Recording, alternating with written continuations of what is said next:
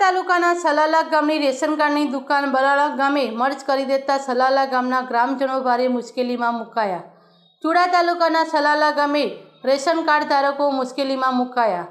Salalah ગામના આશરે 700 ration card ધારકો 2 કિલોમીટર સુધી અનાજનો જથ્થો લેવા માટે સ્પષ્ટ શબ્દોમાં ઇનકાર કર્યો હતો। રેશનિંગની દુકાન બલાલા ગામે મર્જ કરી દેતા સલાલા ગામજનો મુશ્કેલીમાં મુકાયા। આ અંગે સલાલા ગામના સરપંચ પુંજાભાઈ રાઠોડે ગ્રામજનોને પોતાના ગામમાં જ અનાજ મળી રહે તે માટે રજૂઆત કરી હતી। રજૂઆતનું નિરાકરણ નહીં આવતા ગ્રામજનોની મુશ્કેલીમાં વધારો થયો છે।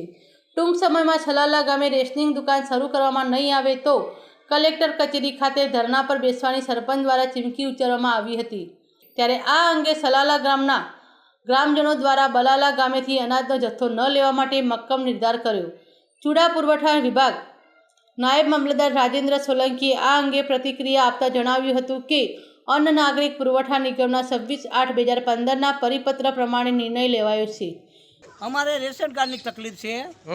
અમારે રેશન કાર્ડની દુકાન અમારા ગામમાં હાલતી હતી અને અત્યારે બલાળા સરકારે ફાળવી છે। અમારા ગામના 700 કાર્ડ છે, બલાળાના 150 છે। એટલે અમારા ગામના અહીંયા લેવા જવાનું થતું નથી, કારણ કે અમારા ગામની સંખ્યા જાજી છે। બરાબર, કેટલાની વસ્તીનું ધોરણનું ગામ છે તમારું? અમારે અત્યારે 2400ની વસ્તી છે। અત્યારે વસ્તી 4000ની છે, પણ 2011 વખતની છે ને એ વસ્તી હારી આવે। અને કેટલા રેશન કાર્ડ કેટલા છે તમારા ગામમાં? અમારે 700 કાર્ડ છે। 700 કાર્ડ, બરાબર। તમારી માગ જે હોય બીજા ગ્રામજનો આ બધા છે?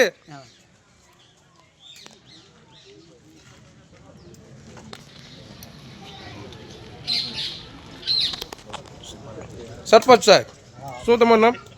રાઠોડ પુંજાભાઈ કરશનભાઈ। બોલો સાહેબ, શું કહેવા માંગો? અમારા ગામ ભેગું થયું છે, રેશન કાર્ડનો પ્રશ્ન છે દુકાનનો, બરોબર? કોને રજૂઆત છે તમારે? રજૂઆત તો બધાને કરી, અમે મામલતદારને કરી, ડીઓસોમાં કરી, ટીડીઓને કરી, ટીડીસીને કરી, પણ આનો કોઈ નિર્ણય આવ્યો નથી। તમારો પ્રશ્નનો હલ નથી? અમારો પ્રશ્નનો હલ થયો નથી અને અમારે આમાં સરકાર સામે બાયું ચડાવવાની છે, બરોબર? ગાંધી ચિંધ્યા માર્ગે નકા એટલા જણાને લઈને કલેક્ટર કચેરીએ જઈને સત્યાગ્રહ ઉપર ઉતરવાનું છે। અમારા ગામની દુકાન અમારા ગામમાં જ હોવી જોઈએ, બાકી બીજે જઈ ન હોવી જોઈએ અમારે, બરાબર? અમારા વૃદ્ધ છે, આમાં કોણ આમાં જાય એવું છે? અમારી આપણા ગામમાં માંડ આવી કે બલાળા કઈ રીતે જાય? 2-2.5 કિલોમીટર છે દૂર, વચ્ચે 4-5 ઢાળિયા આવે છે, બરોબર? આમાં વૃદ્ધા છે, વિધવા છે, એમાં બધા કઈ રીતે જાય? એટલે આમ નિર્ણય તો અમારે પ્રથમ તો અમારા ગામમાં દુકાન જોઈને ભલે અમારા ગામના કોઈ પણ નાગરિકને આપે, બરોબર?